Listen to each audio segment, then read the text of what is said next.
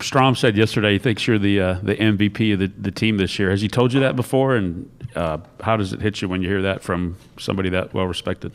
Yeah, he told me that before. I'm just grateful. The people I know, the work I put in on a daily basis, I'm more excited when I have the chance to help a young pitching staff. After I've been learning throughout my career from all the pitchers, all the pitching coaches, and and having that from Strom, I think is amazing. It's a guy that people love him in Houston. People that have a lot of respect to him in the organization. So, that's made me feel proud of the job I'm doing. Chandler on the right.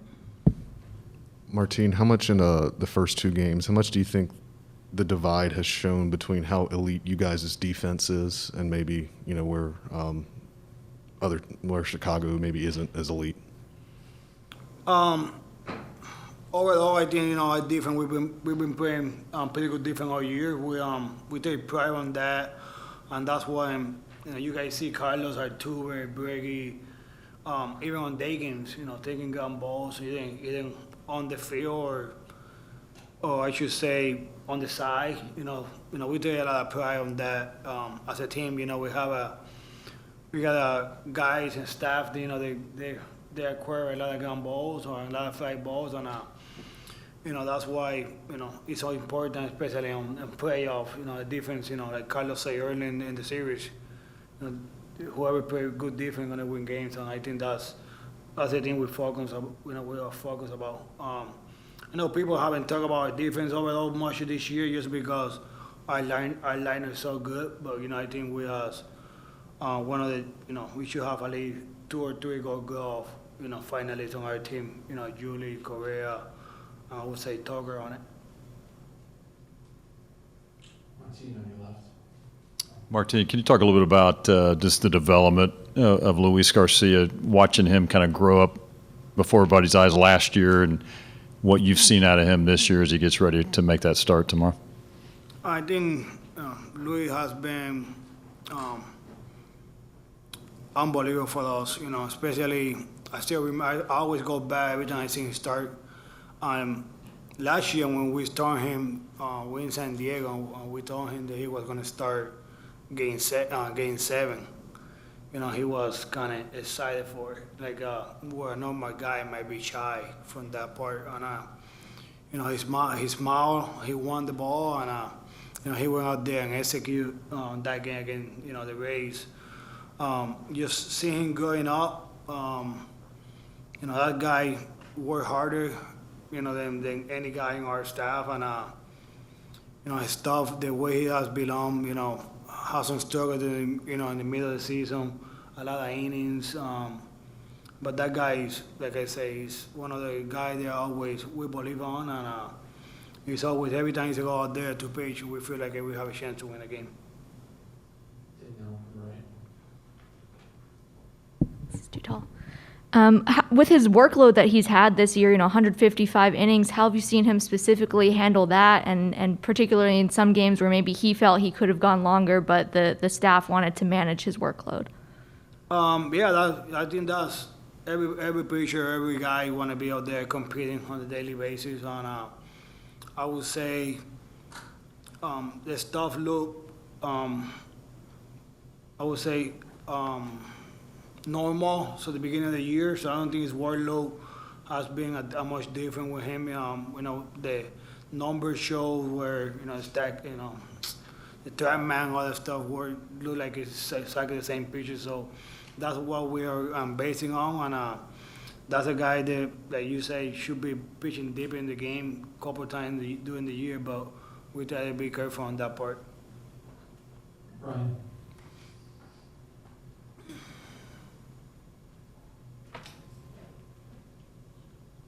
Who were some of you mentioned earlier, there were some pitching coaches and some pitchers that helped you out early in your career, sort of help you to get where you are now and become the leader. Who were some of those people that influenced you?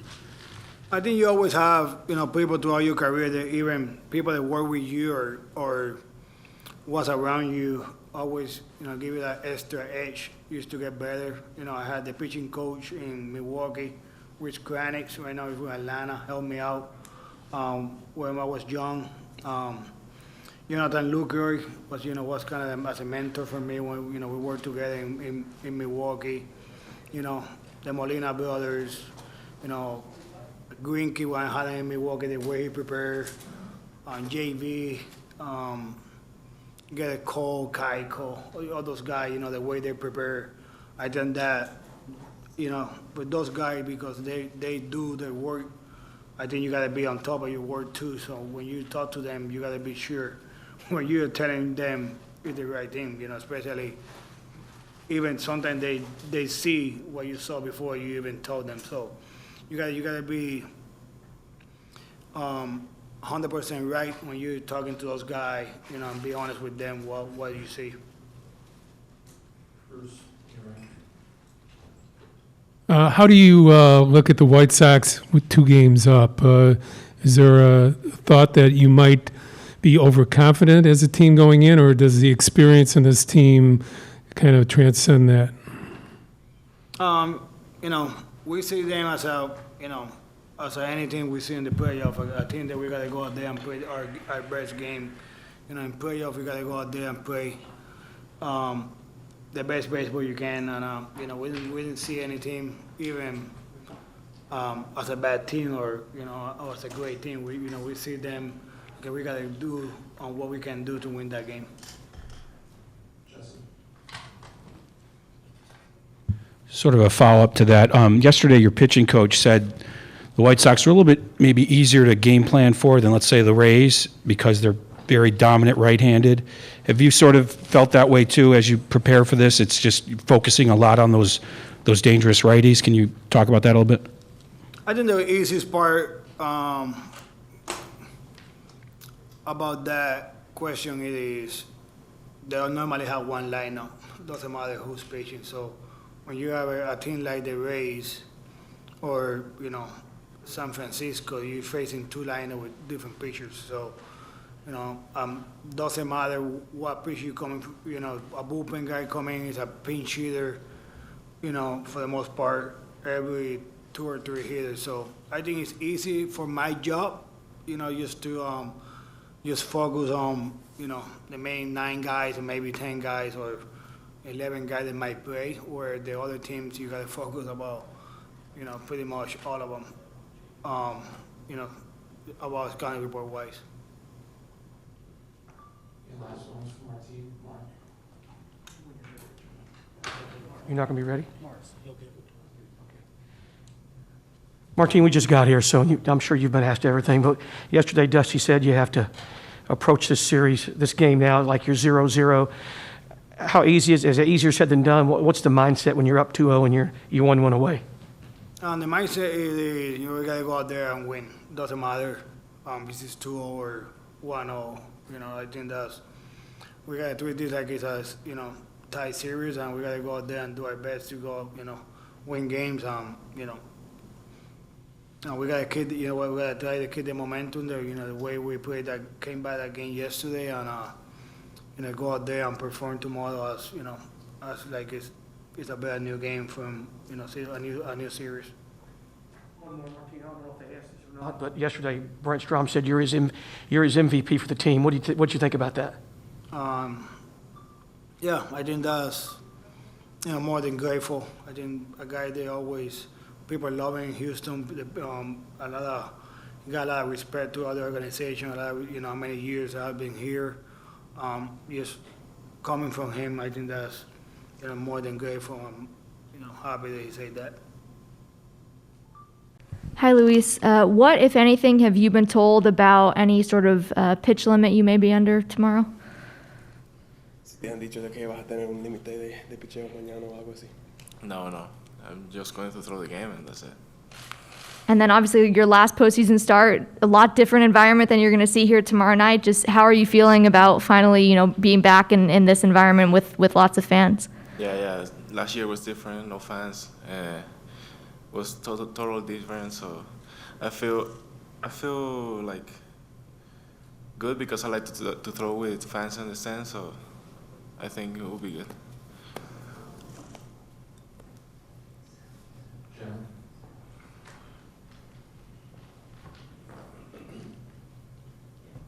Luis, how do you feel physically? I feel like we ask you this every time you come to the podium, but how do you feel physically after, throwing more innings than you've ever thrown in your career? And are you surprised with how well you've held up this season? I feel good right now. I have a lot of time of rest. And I'm not surprised that I throw a lot in the season because that's what I wanted to do. And I think I'm ready for tomorrow and the rest of the postseason. And then how do you feel about your cutter right? what? Your cutter right now, just given how many righties are in their lineup, and how important do you think that pitch will be for you tomorrow? I feel confident with all my pitches right now, to be honest.